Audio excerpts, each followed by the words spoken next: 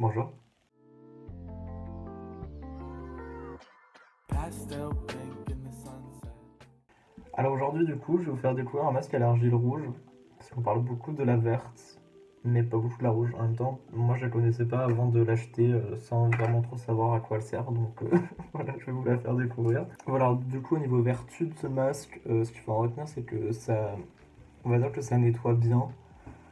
Comme voilà, la propriété de l'argile, c'est de nettoyer, de bien purifier, ça va faire pareil, mais ça va moins assécher que l'argile verte et ça va donner un teint bonne mine au teint du coup du visage. Surtout, faut pas utiliser d'objets en métal.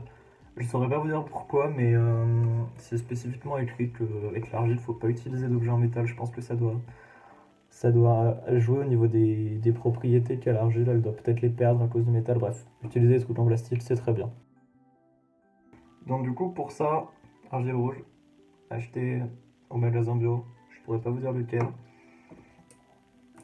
Un petit pot en plastique pour mettre l'argile rouge, parce qu'après il va falloir mettre de l'eau avec la poudre de l'argile rouge pour ensuite la mettre sur la tête. Voilà. Ensuite, de l'eau du robinet. Après, il faut prendre quelque chose pour mélanger l'argile avec l'eau, mais qui ne soit pas en métal. Donc moi j'ai un petit bout en plastique, je ne sais pas à quoi ça sert, ni euh, son utilité de base, mais je prends ça pour mélanger, ça fait très bien l'affaire. Et un pinceau ou vos doigts pour appliquer l'argile. Enfin, on s'en fout du moment que l'on l'applique sur sa tête, c'est tout ce qui compte. Je vais mettre du coup de l'argile dans le pot, faut pas trop en mettre parce qu'en vrai quand on met de l'eau après ça, il y a beaucoup, ça fait beaucoup de quantité même si on met pas beaucoup de poudre. Donc là vous voyez absolument pas ce que je suis en train de faire mais voilà, faut qu'il y ait à peu près ça fait l'affaire. Au niveau de l'eau, il vaut mieux mettre de l'eau chaude parce que ça se mélange plus avec. Voilà, tout simplement. Je vais attendre que mon eau chauffe. Alors voilà, mon eau a chauffé. Faut pas mettre trop d'eau. Faut en mettre juste un petit peu pour reconstituer. Pour reconstituer tout simplement la poudre avec l'eau. Voilà, donc une fois que tout est reconstitué, vous avez un peu une sorte de boue. C'est normal, c'est vraiment pas ouf, mais ça ressemble à ça. Super, j'en fais tomber partout, c'est vraiment pratique. Ça ressemble à ça un petit peu. Et après, du coup, le but, c'est d'en étaler sur toute votre gueule. Voilà, après, vous l'appliquez partout de toute manière.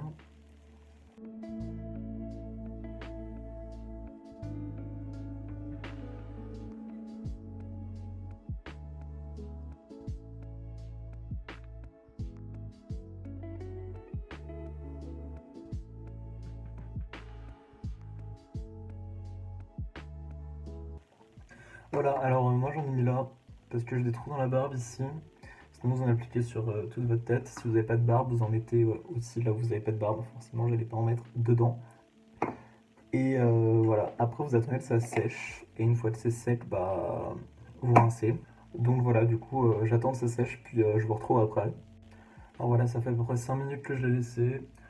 En vrai, vous pouvez le laisser plus longtemps si vous le sentez, ou moins longtemps. Euh, Apparemment, faut pas que l'argile sèche complètement. Mais bon, je pense pas que ce soit très grave si on le fait. Là, du coup, après, vous l'enlevez juste avec de l'eau chaude. Et puis, bah voilà, c'est fini. C'est assez simple, c'est assez rapide. Donc voilà, c'est pas mal de le faire.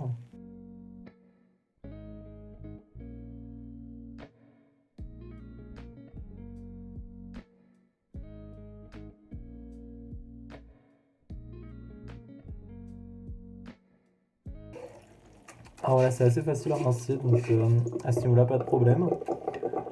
Et voilà, pensez bien à hydrater la peau après parce que l'argile, ça a toujours tendance à sécher. Et puis, bah, je vous dis à la prochaine pour une autre.